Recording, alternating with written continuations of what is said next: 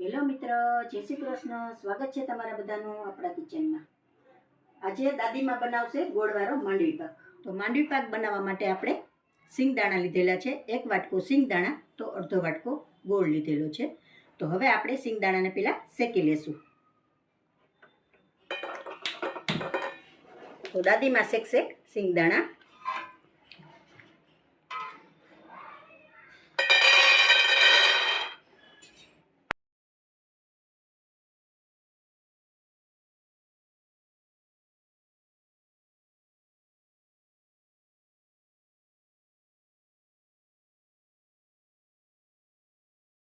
બી આપણા શેકાઈને રેડી છે. જો આ ફોતરી પડે ને એવા શેકવાના છે. જો આ રીતે આમ ફોતરી પડી જવી જોઈએ. તો હવે આપણે બધાની ફોતરી પાડી લેશું. કોટનનું કપડું લઈ એની ઉપર આપણે પાથરી અને બધી ફોતરી કાઢી લેશું.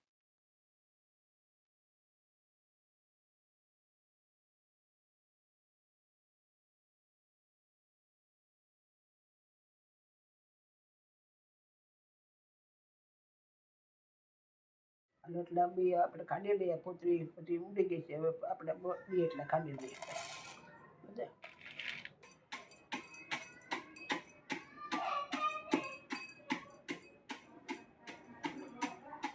બીનો ભૂકો થઈ ગયો છે. આપણે આખો પાખો રાખવાનો છે. બી માંડીનો ભૂકો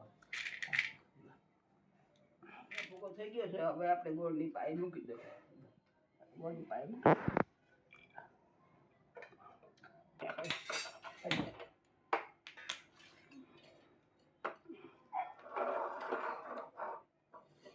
ગોળ આપણો સારી રીતે મેલ્ટ થઈ ગયો છે. તો હવે આપણે 1 ચમચી ઘી એડ કરી દઈશું. બા 1 ચમચી નાખું ને ઘી. આપણે ધીમે આંચ પર રાખીને જ પાઈ લેશું ગોળની. તો જે આપણે 1 મિનિટ જેવું રાખશું.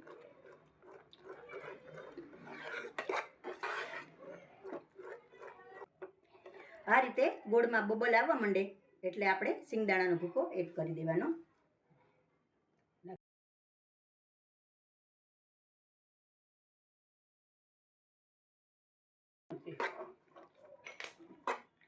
આપણે સારી રીતે મિક્સ કરી લઈશું.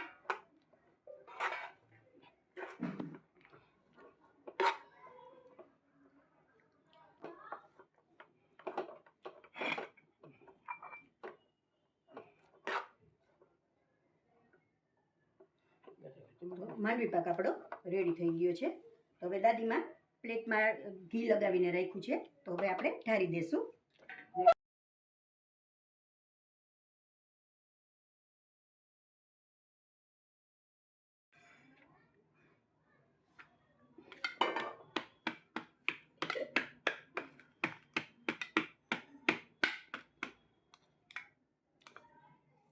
માંડવી પાક આપણે ઠરવા રાખેલો હતો.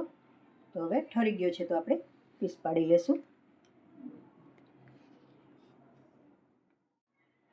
જો પીસ પડી ગયા છે સારી રીતે, તો હવે આપણે કાઢીને પણ તમને બતાવી દઉં.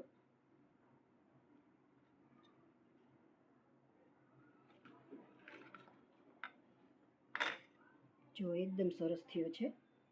તો એકવાર જરૂરથી ટ્રાય કરજો અને મને કોમેન્ટમાં જરૂરથી કહેશો કે કેવો બન્યો. તો જો મિત્રો તમને મારી આ રેસીપી પસંદ આવી હોય તો લાઈક કરશો, કોમેન્ટ કરશો અને તમારા મિત્રોમાં શેર કરશો. એકવાર જરૂરથી ટ્રાય કરશો દાદીમાની રેસીપી.